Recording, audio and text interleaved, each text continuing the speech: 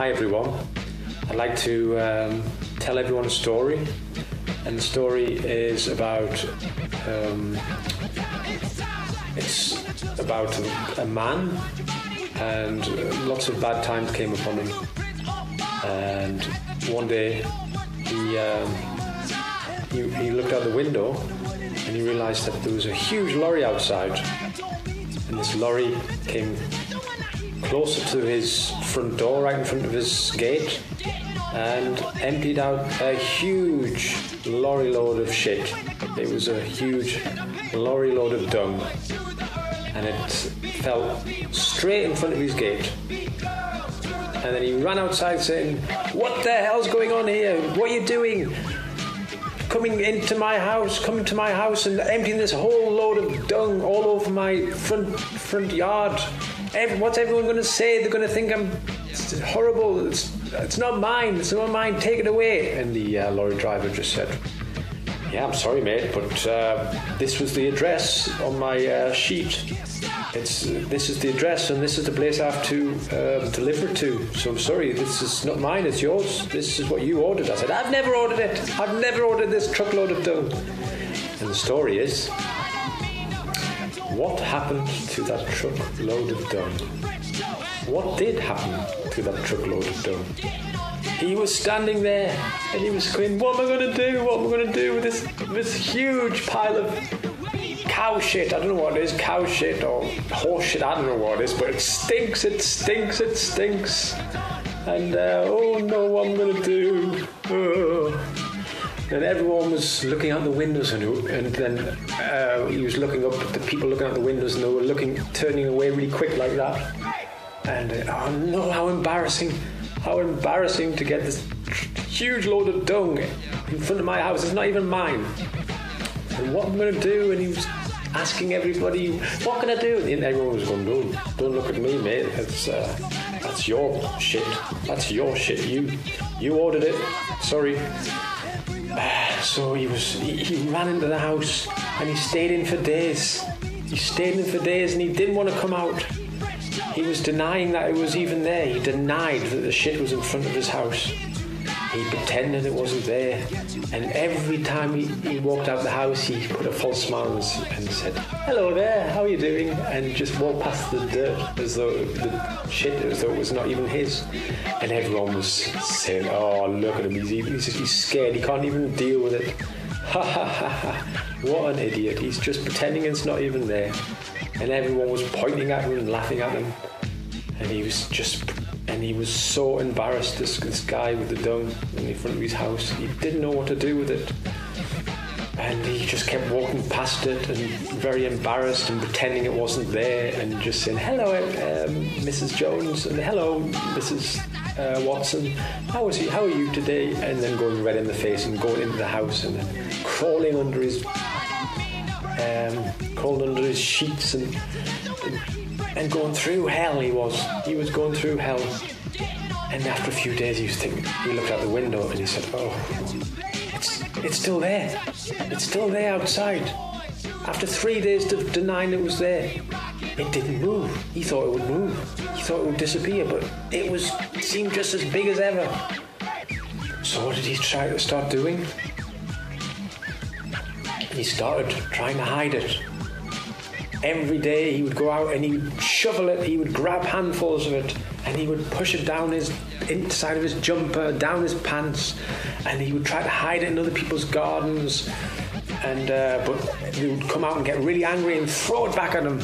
And he would try to hide it here and hide it there and hide it all over the street, this shit. He'd try to hide all this shit all over the place, and he used to cram loads of it down his jumper, and people would just, well, he didn't make any friends because he stunk of shit. He stunk to high heavens, the guy, and he was stinking, and everyone was laughing and bullying him about and saying, "What a stink ass that guy is. He stinks like shit. Look at it, he's got loads of it in front of his house. He's making such a mess, and he's just making such a palaver out of all that shit over there, and he stinks, and no one would come and visit him." And he said, this is not working because I'm starting to stink now. So what did he start doing? Instead of putting it down, he's hiding it and putting down his shirt. He tried to spread it all about. He was spreading it here. He was spreading the shit here and spreading the shit there. Spreading it in people's gardens, taking it around to people's houses. And the more he started trying to give it to other people, spreading it around the neighbourhood, the more he would get into big trouble, and people would come and get really angry. Even one person even hit him once. Hit him hard. Right in the jaw. Because he tried to hide some shit into his garden, you see. And he thought, wait a minute, oh, I'm just putting it in someone's garden. That's interesting. Anyway, yeah. And that didn't work because he got into some big trouble and he didn't make any friends at all. So what did he start doing? He started trying to blame everyone else for it. He was blaming the people, saying that you brought this to my house and you brought this to my house. And of course, blaming people also didn't really bring him many friends. And he was trying to say that it's not my fault. Somebody else was doing this around the street. Somebody else was putting this shit onto me. Was it you? Was it you? And he was starting to get really paranoid, and everyone was laughing at him again because he was like, what a paranoid creep that guy is. And nothing was working. He didn't know what to do with the shit. He had this huge lump of dung and he didn't know what to do. Oh dear, dear, dear. He wanted to kill himself eventually. It was terrible. And he did not know what course of action to take. So what did he do? He started getting really angry and he started acting upon it. He started going crazy and getting really angry and trying to blame others, and he even started to pick fights with people. But what did he do? The next day, because he was causing fights, he caused even more shit. He created more shit, and the pile of dung was about higher than it was the day before. Anyway, it was much higher than it seemed that way. Anyway, it just seemed much bigger because he caused more trouble, caused more shit. He said none of this working. So he had a few days to try to think about it. He just sat in his house and he was just, let's just take a break. He would just try to consider what I'm going to do. He started to try to work on the problem. So he said, right, that's it. I'm a new man.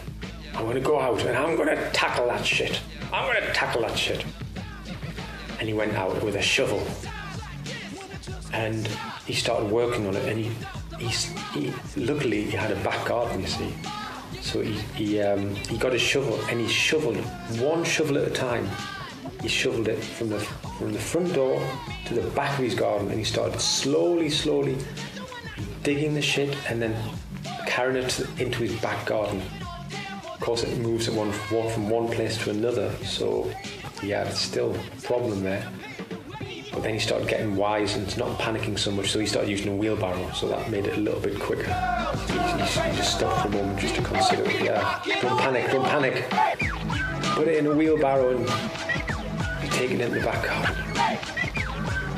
So he eventually got all the shit in his back garden, and the front of his street was clean, and everyone was like, oh, well, yeah. Well, look, he's carrying it in his back garden. Well, at least the street's clean anyway. Well, look at him carrying all that shit about still. And he started taking all sorts of criticism and abuse from people, saying, well, look, you've cleaned your front door, but look, you put it in your back garden as well. You still got this shit, you sado. Oh, yeah. And he was getting more and more embarrassed, but he said, I'm not going to let this beat me. He took the criticism, he took the abuse, and he said, yeah, I've got this shit, all this dung in my back garden, it stinks to high heaven, and I can't ignore it, I can't spread it about, I can't deny it's there, I can't cause more shit. Oh God, what am I going to do with this shit that's coming in my life? This shit that's coming in my life. He's okay. And he's gone through many different hurdles, and he started digging it in digging it into the ground, and he started digging it, all that shit, into the soil. He thought, well, he'll hide it, but at least if he digs into the soil, at least it'll be like use it as a fertilizer or something like that. And he started digging it right in there, and he suddenly came up with this insight from his positive actions. After these hurdles, after weeks and weeks and weeks of digging, he suddenly came up with a strange flash of positive inspiration after digging it in. I'm making use of the shit. I'm using it. I'm working with it. I'm digging it in. Why don't I buy a seed? Why don't I plant something there?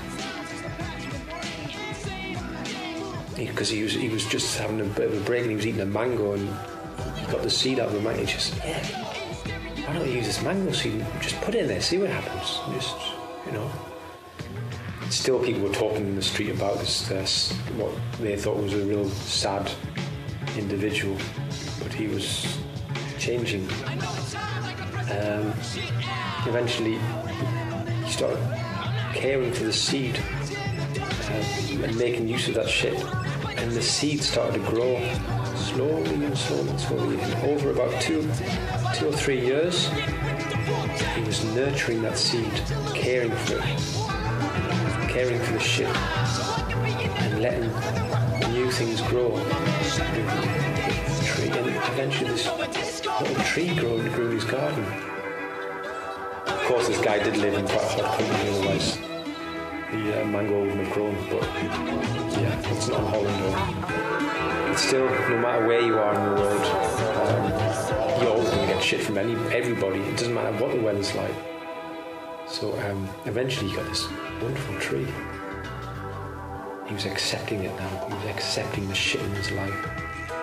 And one summer, some tiny little blossoms started to grow.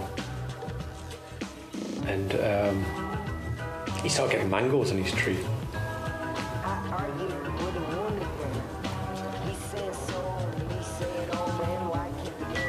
He started getting mangoes in his tree, on his tree, and all the people that were giving him what he thought were giving him shit, even though they weren't really giving him shit, but helping him to be reflective. The people that he thought were really nasty people in the street were actually teachers. People that he thought were his enemies started taking interest. And then he was having a little chat with the people that he would have many fights with years before. Would you like to come round and we'll have some refreshments in the garden? But everyone was saying, yeah, but remember the shit. I said, trust me, the shit is still there, but you'll be surprised what I've done with it. And everyone went, all right. And then eventually he invited loads of people around his house, into his garden, and everyone were in wonder. And there was some beautiful mangoes on a tray, and they were making mango juice, mangoes with fruit salad, and they had a nice meal. And they said, what wonderful mangoes you've got. It is the nicest tasting aromatic mangoes I've ever tasted, the neighbours said. How did you do it? How did you do it? How did you where did you get these mangoes from? I said, just from my tree, he said. How did they taste so beautiful? I said, well, with all the shit that came into my life, first I was very frightened of it. Then I had to work on it, and then I had to dig the shit into the earth, dig it back into the earth, and then from the shit, this disgusting shit, the shit came to something beautiful. And the neighbour said, "What am I eating?" And I said, he said to me, "You're eating the shit."